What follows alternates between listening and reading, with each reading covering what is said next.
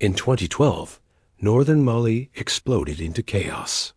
Tuareg rebels declared independence, calling their new nation Azawad. But within months, Islamist groups took over, and the dream of Azawad was gone. Behind the scenes, one country quietly shaped the outcome: Algeria. Officially a peacemaker, but secretly a master of manipulation. Long before 2012, the Sahara wasn't empty. It was a chessboard. After Algeria's brutal civil war in the 1990s, Islamist fighters fled south into the desert. They formed the GSPC, which later became Al-Qaeda in the Islamic Maghreb, or AQIM. By the mid-2000s, AQIM controlled smuggling routes, kidnappings, and training camps right along the Algerian-Malian border. This wasn't just random violence. It was a shadow economy, a network of power growing in the vast, ungoverned spaces of the Sahel. The desert became a zone where state authority faded and new dangerous players set the rules. Algeria watched this development closely, understanding that the chaos on its southern flank could be both a threat and an opportunity.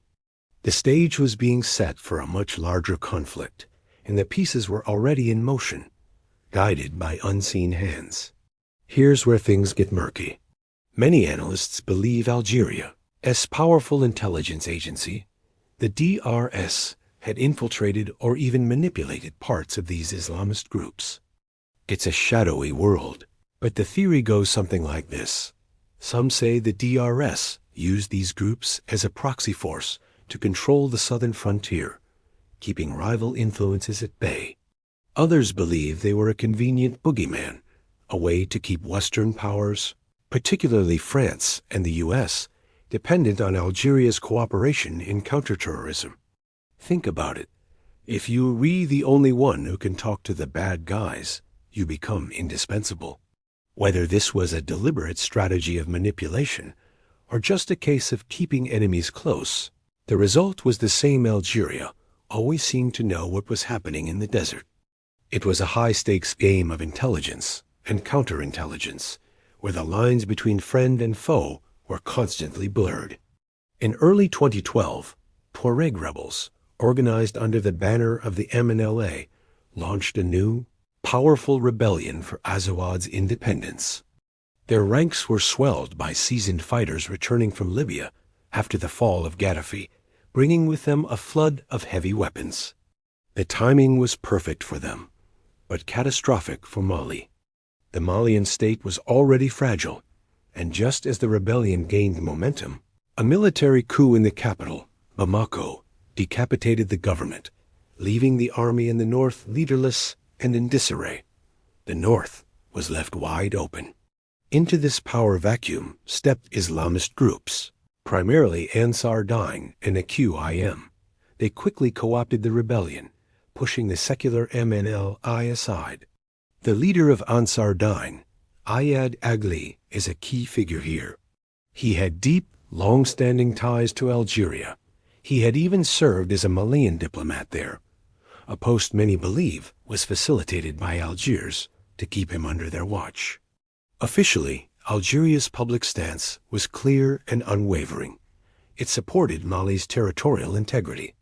It called for peace, hosted high-profile negotiations in Algiers, and publicly condemned terrorism in all its forms. But on the ground, away from the cameras and press conferences, it played a much subtler, more complex game. Algeria steadfastly refused to intervene militarily, even as the crisis on its border spiraled.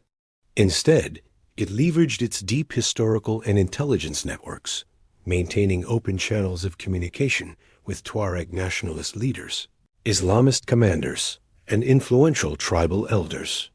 It kept a line open to every side of the conflict. So, when the MNLA declared independence for Azawad, Algeria was among the first to say no, knowing an independent Tuareg state could inspire its own Tuareg population. But when the Islamists, including groups it officially designated as terrorists, took over the cities of Gao, Timbuktu, and Kidal, Algeria remained conspicuously silent, as long as the violence didn't spill across its own border.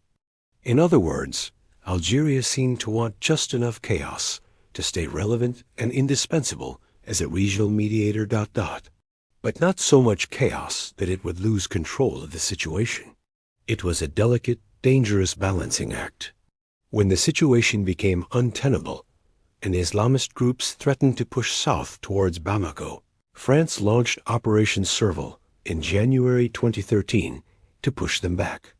Algeria gave its blessing, granting French warplanes flyover rights, but it never sent its own troops. Instead, it skillfully used the French intervention to pivot back into the diplomatic spotlight. With the military situation stabilized, the world looked for a political solution, and Algiers was ready.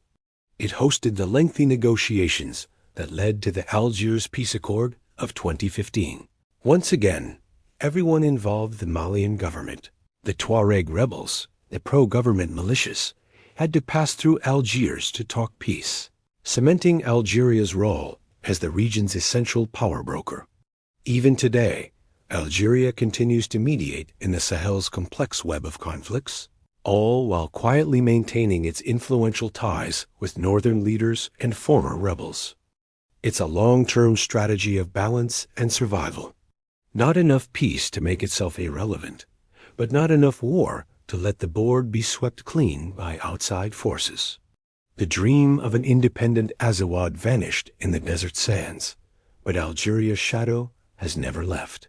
In the complex geopolitics of the Sahel, power isn't just about who has the biggest army or who wins the battle. It's about who controls the chaos. And for decades, Algeria has proven itself to be the master of that game. Thank you for watching. If you found this interesting, don't forget to like this video and subscribe to our channel for more deep dives into the stories that shape our world.